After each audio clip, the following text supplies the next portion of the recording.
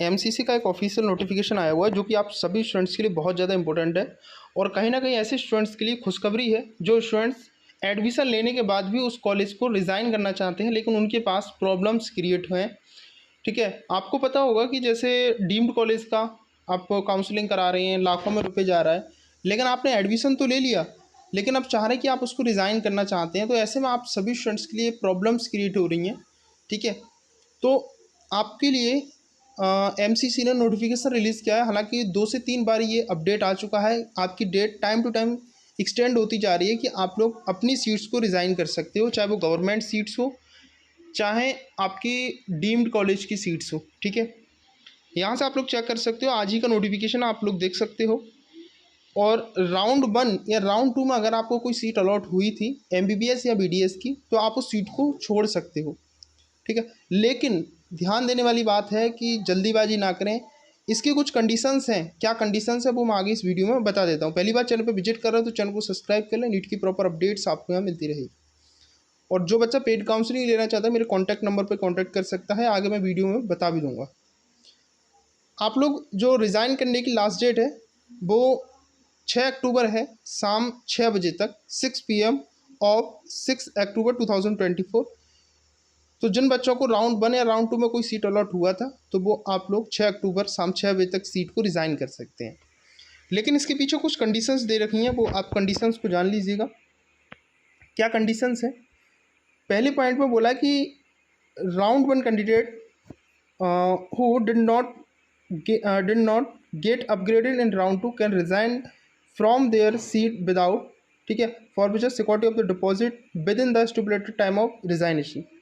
अगर आपको राउंड 1 में कोई सीट मिली थी और राउंड 2 में कोई सीट अपग्रेड नहीं हुई, लाइक आपने राउंड 1 में एडमिशन लिया, एडमिशन लेने के बाद आपने सोचा कि मैं कुछ और ट्राई करता हूँ जिससे मुझे कोई और अच्छा कॉलेज मिल पाए, आपने राउंड 2 के लिए अपग्रेड किया और आपको कोई सीट अलॉट नहीं हुई, राउंड 2 में अपग्रेड नहीं हुआ, तो आप बिना सिक्योरिटी जब्त कराए अपनी सीट को छोड़ सकते हैं। कंडीशंस ध्यान से समझ लेना, मैं फिर से एक बार रिपीट कर रहा हूँ फर्स्ट पॉइंट को।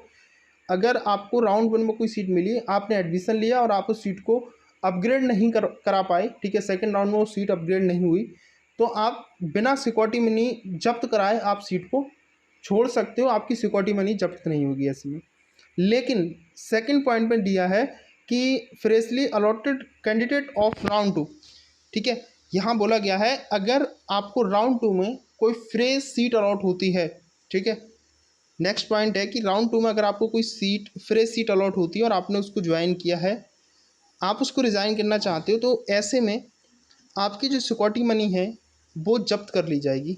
ठीक है, सिक्योरिटी मनी जब्त कर ली जाएगी। ठीक है, ये इसमें दे रखा है। थर्ड पॉइंट दे रखा है कि आपको कोई राउंड 2 में सीट अपग्रेड होती है, ठीक है, और आपने एडमिशन ले लिया उस पर, तो आप सिक्योरिटी मनी जब्त कराकर अपनी सीट को छोड़ सकते हैं। मतलब सेकंड पॉइंट और थर्ड पॉइंट में फ़र्क इतना है कुछ बस कि आपको अगर सीट मिली सेकंड राउंड में, मान लो फर्स्ट राउंड में नहीं मिली, सेकंड में मिल गई, या फर्स्ट राउंड में मिलने के बाद अपग्रेड हो गई सेकंड राउंड में, तो दोनों कंडीशन में अगर आप सीट छोड़ना चाहते हो तो सिक्योरिटी मनी आपको छोड़नी पड़ेगी, तो आप अपनी सीट को छोड़ सकते हो।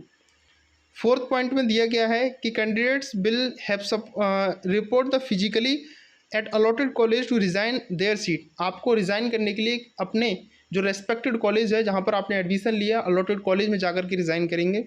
नेक्स्ट पॉइंट में दिया है कि आप लोग एक रिज़ाइनेशन लेटर आपको मिलेगा, जिस कॉलेज में आपने एडमिशन लिया वहाँ जाएंगे और आप बोलेंगे हमें रिज़ाइन करना है, एनसीसी के ऑनलाइन पोर्टल से एक आपको रिज़ाइनेशन लेटर प्रोवाइड कराएंगे, आप वो लेटर लेकर आएंगे।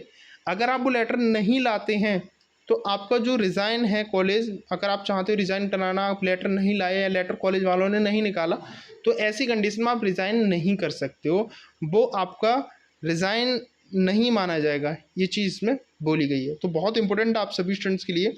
अब बात आती है कि सर हमने रिज़ाइन कर दिया कि थर्ड राउंड में पार्टिसिपेट कर सकते हैं। बिल्कुल आप थर्ड राउंड में पार्टिसिपेट कर सकते हो। आपकी सिक्योरिटी मनी जब्त हो जाती है तो आप न्यू सिक्योरिटी मनी जमा करके आप सीट को छोड़ सकते हो। ठीक है, तो ये चीज़ आप लोग ध्यान रखिएगा। बाकी का मैं पेड काउंसलिंग आपको बता देता हूँ आगे, पेड काउंसलिंग ले लीजिएगा, सारी अपडेट्स जो कि नोटिफिकेशन है आपको मैं प्रोवाइड कराता रहूँगा। पेड काउंसलिंग अभी ऑफर चल रहा है 1499 का। हालांकि 2499 मेरा प्राइस था, तो ये भी कम हो चुका है। ठीक है, सेकंड थिंग मैं आपको बता दूं फ्रेंड्स की मैं इसमें ऑल इंडिया स्टेट दोनों की काउंसलिंग कराऊंगा। Full guidance, state preference list, all India preference list round wise आपको प्रोवाइड की जाएगी। डॉक्यूमेंट्स, काउंसलिंग रजिस्ट्रेशन फॉर्म कैसे बनना है, लास्ट राउंड तक सपोर्ट और 24/7 कॉल एंड व्हाट्सएप सर्विस रहेगा। इस नंबर पर फोन पे, पेटीएम, गूगल पेटीएम किसी के माध्यम से आप पेमेंट कर दीजिएगा, या फिर आप इस क्यूआर कोड पे पेमेंट कर सकते हो। पेमेंट करने के बाद इसी नंबर पर आप मेरे को कॉन्टेक्ट कर लीजिएगा, ठीक है।